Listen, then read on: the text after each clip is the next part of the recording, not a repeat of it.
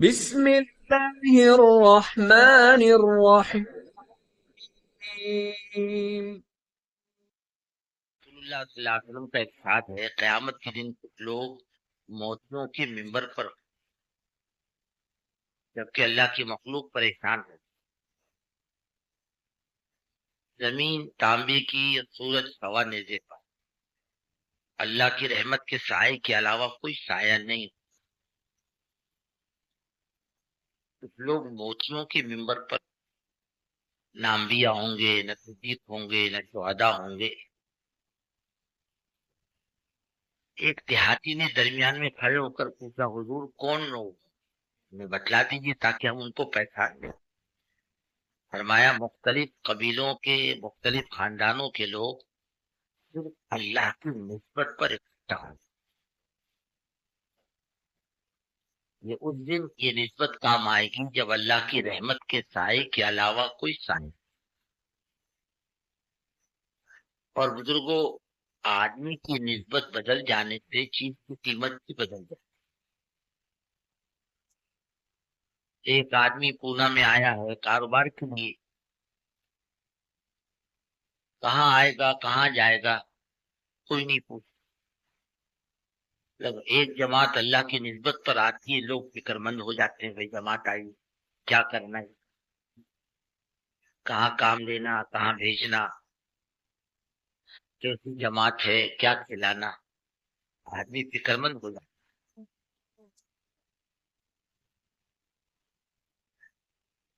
ایک مرتبہ ایک بزرگ فرماتے ہیں کہ حج کے موسم میں میرے پاس سر منڈائی کو پیسے نہیں، اور حاجی بغیر سر منڈائے حلال ہوتا نہیں۔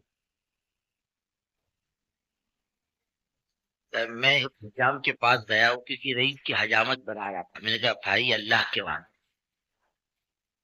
میرے سر کے بال بنا دے، ایک پیسہ نہیں ہے میرے پاس۔ اس نے اس رئیس کو اٹھا دیا، حضرت ذرا ٹھہر جاؤ، اور اپنی چادر جھٹک کر صاف کر کے اس بزرگ کو بٹھایا تو تشریف رکھی، اور سر کے بال صاف کیے۔ یہ بزرگ فرمانے لگے کہ میں نے یہ نیت کر لی تھی، اللہ مجھے کہیں سے کچھ بھی دے گا، سب سے پہلے میں حجام کو دوں، نائی کو دوں۔ جب اپنے خیمے میں پہنچے تو کسی نے 10 اشرفیاں دیے مجھے، کہنے لگے، اے اللہ تو نے میرا امتحان جلدی لے گا۔ اور 10 اشرفی لے کر اس نائی کے پاس پہنچے، اور اس کے چادر پر 10 اشرفیاں رکھ دی۔ اس نے کہا، حضرت کیا ہے؟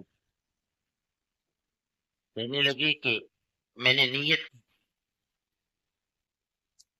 اللہ مجھے کہیں سے کچھ دے گا میں تیرے کو دوں گا، تو اللہ نے میرا جلدی امتحان لیا اور اللہ نے میرے کو 10 اشرفیاں دی۔ اب 10 اشرفیاں لے کر تیرے خدمت میں حاضر ہوا ہوں، قبول کر لیا۔ اور اس کے کپڑے پر 10 اشرفیاں رکھ دی، تو اس نے بہت تیز نگاہ سے دیکھا، اور کپڑا جھٹک کر پیسے اشرفیاں پھینک دی۔ کہنے لگے، حضرت آپ بھی میرے بیپاری معلوم پڑتے ہو، اللہ کی نسبت کی کوئی قیمت بھی ہو سکتی ہے۔ اور بزرگ فرماتے ہیں کہ میں اپنے نگاہ میں اتنا ذلیل تھا، اس سے پہلے کبھی میری نگاہ میں میری ذات اتنی ذلیل نہیں، باقی اس نسبت کی کوئی قیمت نہیں۔ اور کہاں کہاں سے اللہ کے بندے کتنی قربانیاں دے کر آئے۔ اللہ یہ آنے والا مجمع بہت اعلانات پر نہیں آیا، بلکہ قربانیوں سے آیا، اپنی جان مال لگا کے آیا، اپنا وقت لے کر آیا، نہ جانے کون ساتھی کتنے مرحلوں سے گزر کر آیا ہے، قربانی دے کر آیا، مٹی لے کر آیا، کسی کو گھر میں بیمار بھی چھوڑ کر آیا، اور راتوں کو جاگ کر آیا ہے۔ نہ قیمتی مجمع، اور کیوں آیا ہے؟ نہ اس کا مقصود دنیا ہے کہ مجھے نوکری ملے، نہ میری روٹی کا کپڑا اور روٹی کپڑے کا مسئلہ حل ہو، اس لیے نہیں آیا، بہت معمولی نسبت۔ ان چیزوں کا وعدہ تو اللہ کا ہے، روزی کے ہم مالک۔ کی آنے کی نسبت یہ ہے کہ میری زندگی میں خدا کا دین آئے اور پوری زمین پر بسنے والے انسانوں میں حضرت محمد صلی اللہ علیہ وسلم کا طریقہ اور پوری دنیا میں اللہ کا دین سرسبز اور سادہ اور میں ایمان کی طرف آئے، اعمال کی طرف آئے، تمام دنیا کے مسئلے کا پریشانیوں کا حل یہی ہے کہ اس کی زندگی بن جائے۔ آج سب سے بڑا بگاڑ کیا ہے؟ وہ انسانوں کا بگاڑ ہے، چیزوں کا بگاڑ نہیں۔ آنے والے مجمع کی اپنی نیتیں، عزائم اللہ کے دین کی سرسبزی اور سادگی سے اور اس نسبت سے فکروں کی بڑی قیمت ہے اللہ کے دین۔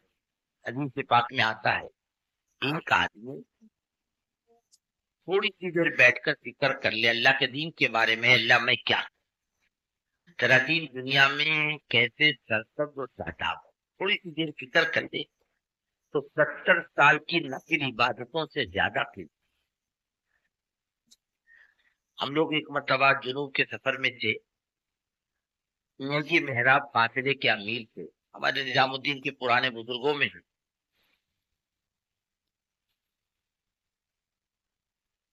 ہم لوگ ایک بستی بھٹکل میں پہنچے تو کئی لوگوں کا وہ ضرورتوں سے فارغ ہو کر نمازوں میں لگنے میں لگ گئے۔ میرا وضو تھا، میں نے 2 رکعت پڑھی اور دعا کی کتاب لے کے بیٹھ گیا۔ میرے کو کہنے لگے کیا کر رہے ہو؟ میں یہ کتاب پڑھ رہا ہوں دعا کی۔ کیسے اونچا عمل کیوں نہ کیا؟ اونچا عمل کیا ہوگا؟ چلیں گے تھوڑی سی دیر بیٹھ کر فکر کر لیتے ہیں، اللہ اس بستی میں تیرا دین کیسے زندہ ہو، اس لیے میں کیا کروں؟ آج تو دین زندہ نہیں ہوتا تمہاری فکروں پر، اگر